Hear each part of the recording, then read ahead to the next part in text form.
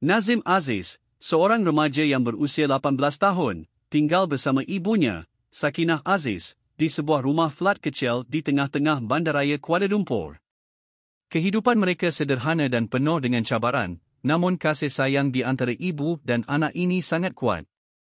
Sakinah, seorang wanita berusia 40 tahun, bekerja sebagai tukang masak di sebuah gerai masakan Melayu. Walaupun pendapatan yang diperolehnya tidak seberapa, dia selalu berusaha untuk mencukupi keperluan harian mereka. Hidup mereka lebih aman selepas Sakinah berpisah dengan bekas suaminya, seorang penagih dadah, 5 tahun lalu. Nazim masih ingat betapa sukar kehidupan mereka ketika ayahnya masih tinggal bersama. Ayahnya, yang terjebak dalam kancah dadah, sering tidak pulang ke rumah dalam keadaan baik. Duit yang diperoleh ibunya selalu habis digunakan untuk membayar sewa rumah dan memberikan wang kepada ayahnya untuk membeli dadah. Apabila Sakinah tidak mampu memberikan wang, ayah Nazim akan menjadi ganas dan sering memukul Sakinah di hadapan Nazim.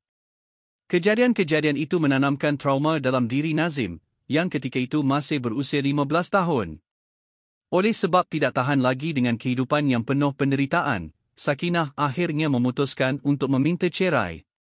Selepas penceraian itu, Sakinah berusaha keras untuk membina kehidupan yang lebih baik untuk dirinya dan Nazim. Dia bekerja dari pagi hingga lewat petang sebagai tukang masak di gerai. Dia bersyukur kerana kerja ini memberi dia dan Nazim kemudahan makan setiap hari. Sakinah sering bungkus makanan dari gerai tempat dia bekerja untuk dibawa pulang, memastikan Nazim tidak pernah kelaparan.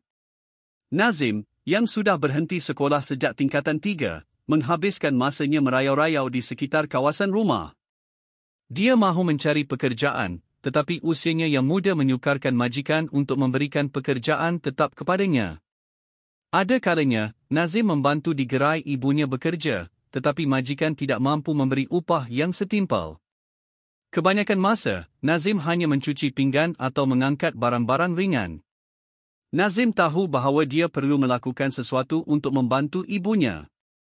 Ibunya sudah banyak berkorban untuknya, dan kini dia mahu membalas jasa. Selepas berbincang dengan ibunya, mereka menggunakan sedikit wang simpanan untuk membeli sebuah basikal.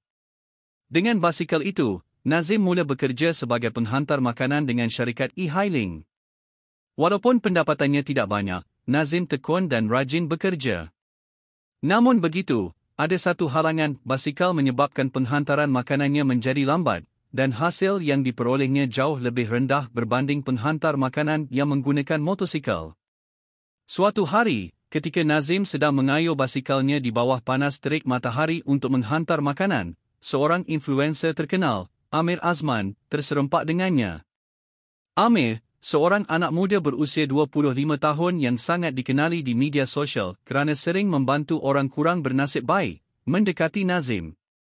Amir bertanya tentang kehidupannya dan bagaimana dia boleh terlibat dalam pekerjaan sebagai penghantar makanan. Nazim menceritakan segala-galanya, tentang ibunya yang bekerja keras, tentang ayahnya yang meninggalkan mereka, tentang kehidupannya yang penuh cabaran. Amir kagum dengan kesungguhan Nazim dan merasa terpanggil untuk membantu. Tanpa disangka-sangka, Amir membuat sebuah video tentang Nazim yang terus menjadi viral di media sosial. Dalam video itu, Amir menampilkan kehidupan Nazim yang sederhana tetapi penuh dengan tekad untuk memperbaiki nasibnya dan ibunya.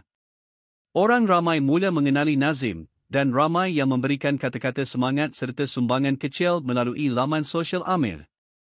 Tidak lama selepas video itu tular, Amir membuat satu kejutan besar kepada Nazim. Dalam satu pertemuan yang diatur, Amir menghadiahkan sebuah motosikal Honda Wave 125cc kepada Nazim. Motosikal itu adalah hadiah daripada Amir untuk membantu Nazim dalam pekerjaannya sebagai penghantar makanan. Nazim tidak dapat menahan rasa terharu dan gembira. Dengan motosikal baru itu, Nazim kini dapat membuat penghantaran lebih cepat dan memperoleh pendapatan 3 kali ganda berbanding sebelumnya. Nazim tidak mensia-siakan peluang yang diberikan. Dia bekerja keras setiap hari, dari pagi hingga malam, memastikan dia dapat menyimpan sedikit demi sedikit wang untuk masa depan. Pendapatan yang meningkat bukan sahaja membantu membayar sewa rumah mereka, tetapi juga membolehkan Nazim menabung. Impiannya kini lebih jelas, dia mahu membuka gerai makanan sendiri suatu hari nanti, dengan ibunya sebagai tukang masak utama. Ibunya memang seorang tukang masak yang hebat, dan Nazim yakin bahawa kepakaran ibunya dalam masakan Melayu akan menarik ramai pelanggan. 5 tahun berlalu. Nazim dan ibunya berjaya mengumpul wang yang cukup untuk merealisasikan impian mereka. Mereka menyewa sebuah ruang kecil di tepi jalan yang strategik untuk membuka gerai masakan Melayu. Gerai itu sederhana, tetapi pelanggan mula datang sedikit demi sedikit. Reputasi Sakinah sebagai tukang masak yang hebat semakin tersebar. Pelanggan-pelanggan mula datang kerana rasa masakan Sakinah yang lazat dan autentik. Dalam tempoh beberapa tahun, perniagaan mereka semakin berkembang. Mereka mula mendapat pelanggan tetap dan hasil jualan mereka meningkat. Nazim dan Sakinah bekerja keras setiap hari, memastikan gerai mereka sentiasa teratur dan makanan yang disajikan sentiasa segar. Pelanggan mereka semakin ramai, dan ini membolehkan mereka mengembangkan perniagaan mereka ke tahap yang lebih tinggi.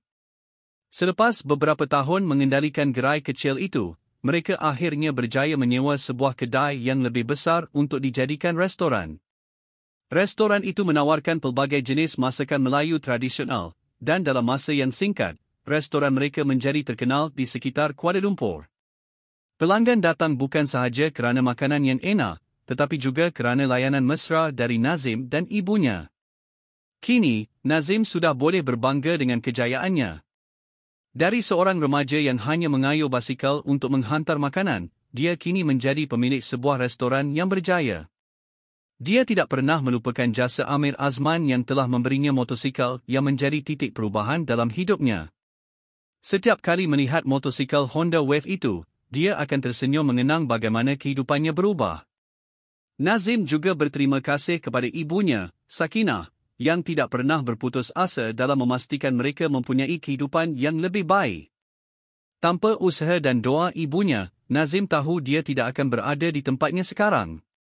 Restoran mereka terus berkembang, dan Nazim bercadang untuk membuka cawangan baru di masa hadapan. Dengan kerjasama dan kasih sayang antara anak dan ibu, tiada apa yang mustahil. Nazim kini boleh melihat ke depan dengan penuh harapan dan cita-cita. Impiannya untuk membawa ibunya keluar daripada kemiskinan telah tercapai, dan dia bertekad untuk terus bekerja keras demi masa depan yang lebih cerah buat mereka berdua. Nazim Aziz, yang kini berusia pertengahan 20-an, merasakan hidupnya semakin stabil. Restoran yang dibukanya bersama ibunya, Sakinah, berkembang pesat. Mereka kini mempunyai 10 pekerja tetap, dan tugas memasak serta mencuci pinggan tidak lagi menjadi beban yang besar bagi ibunya.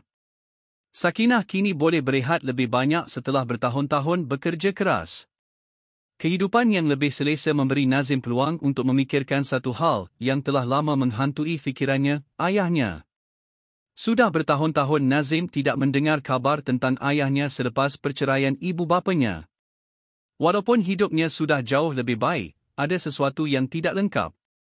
Naluri sebagai seorang anak membuatkan Nazim merasa dia perlu mencari ayahnya, meskipun hubungan mereka sebelum ini sangat buruk. Di sebalik semua kesusahan dan penderitaan yang mereka alami akibat penagihan ayahnya, Nazim masih mempunyai harapan untuk memperbaiki hubungan mereka.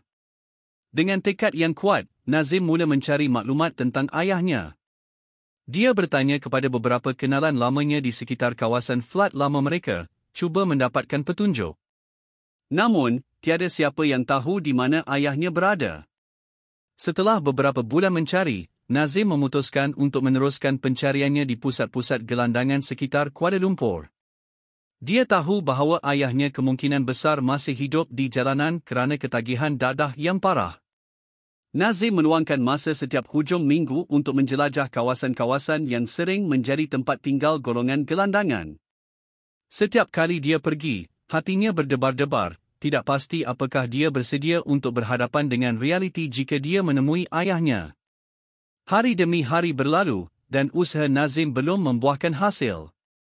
Namun, dia tidak berputus asa. Pada suatu petang, ketika Nazim sedang melangkah di lorong kecil di kawasan Chow Kit, dia melihat sekumpulan gelandangan berkumpul di bawah jambatan. Dengan hati-hati, Nazim mendekati mereka dan bertanya jika ada sesiapa yang mengenali seorang lelaki bernama Aziz, nama ayahnya. Salah seorang daripada mereka tiba-tiba mengangkat kepala dan berkata, "Aziz. Dia ada di sana." Sambil menunjuk ke arah sudut gelap di tepi jambatan. Nazim berjalan perlahan ke arah yang ditunjukkan. Di sana, dia melihat seorang lelaki yang kelihatan lebih tua daripada umurnya, dengan rambut kusut masai dan pakaian kotor. Lelaki itu duduk dengan wajah tertunduk, kelihatan tidak bermaya. Nazim mendekat dengan penuh rasa ragu-ragu, namun ketika dia memandang wajah lelaki itu dengan lebih jelas, hatinya tersentak. Itu adalah ayahnya. "Ayah," suara Nazim tersekat di kerongkongnya. Lelaki itu mengangkat kepala perlahan-lahan, memandang Nazim dengan mata yang penuh kekeliruan. Kemudian, tiba-tiba, air mata mula mengalir di pipi lelaki itu. "Nazim, anakku." Suara ayahnya bergetar, penuh kesedihan. Tanpa mampu menahan perasaannya, Aziz menangis teresa-esa seperti seorang kanak-kanak, memeluk lututnya. "Maafkan ayah, Nazim. Ayah tak mampu jadi seorang bapa yang baik untuk kau, maafkan ayah." Nazim, yang selama ini menyimpan banyak rasa amarah dan dendam terhadap ayahnya, merasa seluruh kemarahan itu perlahan-lahan lenyap apabila dia melihat ayahnya dalam keadaan sebegitu. Dia mendekati ayahnya, memeluknya dengan erat, walaupun mereka terpisah bertahun-tahun. Malam itu, Nazim membawa ayahnya pulang ke rumahnya. Sakinah, yang pada awalnya terkejut melihat bekas suaminya, akhirnya menerima kehadiran Aziz dengan hati yang terbuka. Walaupun luka lama masih ada, Sakinah tahu bahawa ini adalah satu peluang untuk memperbaiki hubungan keluarga mereka yang telah lama retak. Namun, Nazim sedar bahawa masalah ketagihan dadah ayahnya masih belum berakhir. Walaupun Aziz berjanji untuk berubah, Nazim tahu ayahnya memerlukan bantuan profesional untuk pulih sepenuhnya. Selepas berbincang dengan ibunya, Nazim membuat keputusan untuk menghantar ayahnya ke pusat pemulihan dadah di Jelebu. Aziz menerima keputusan itu dengan reda. Dia tahu bahawa ini adalah satu-satunya cara untuk dia memulakan hidup baru dan menebus semua kesalahannya. Dengan sokongan Nazim dan Sakinah, Aziz memulakan perjalanannya ke pusat pemulihan, dengan harapan untuk kembali sebagai seorang lelaki yang lebih baik. Nazim kini merasa tenang, tahu bahawa walau apapun yang terjadi, dia telah melakukan apa yang betul. Hidupnya mungkin penuh dengan cabaran, tetapi dia tidak pernah berhenti berjuang untuk keluarganya. Kini, dengan perniagaannya yang semakin maju dan keluarganya yang kembali bersatu, Nazim merasa lebih bersyukur daripada sebelumnya.